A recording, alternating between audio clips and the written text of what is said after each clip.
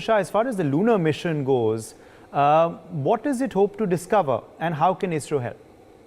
That's a very good question, Uday. India has already, as Chandrayaan, we had launched, and I would still call it a very successful mission because seeing a glass half empty or half full, I would rather see the glass half full.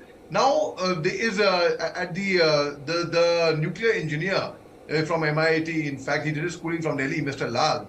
He is the nuclear engineer, and he has been very contributing great deal on this. On the other hand, at the same time, there's a US expert, Mr. Mike Gold, who opined that India and US relationship is critical on India, on Earth, and would be more in space. So India is now aiming at other planets as well. We are trying to explore where things which we have not explored, the ISRO and the NASA together, we are going to be exploring more, and hopefully India, because India is emerging as a superpower, and not only in terms of military might, in terms of technology, in terms of scientific development, in terms of so many things. Now, describing India as a sleeping giant, Mr. Goel had also said that for India, the sky is no longer the limit. We can go beyond the sky, in fact.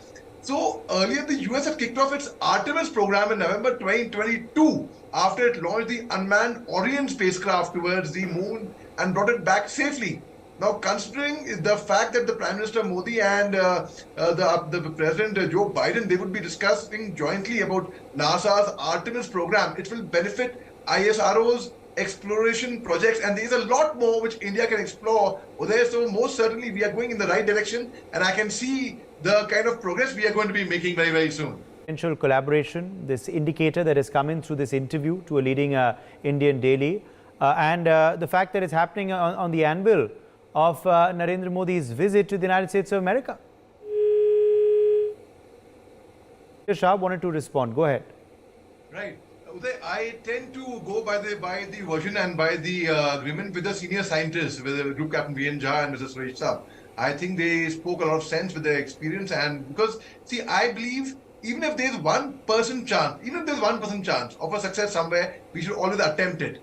Only if you attempt, if you try, will you succeed. If you don't try, if you don't go ahead, if you don't want to explore, then you will definitely not reach where you are going. Now, we are aiming to expand space explorations to Mars and beyond the National Aeronautics and Space Administration, that's NASA.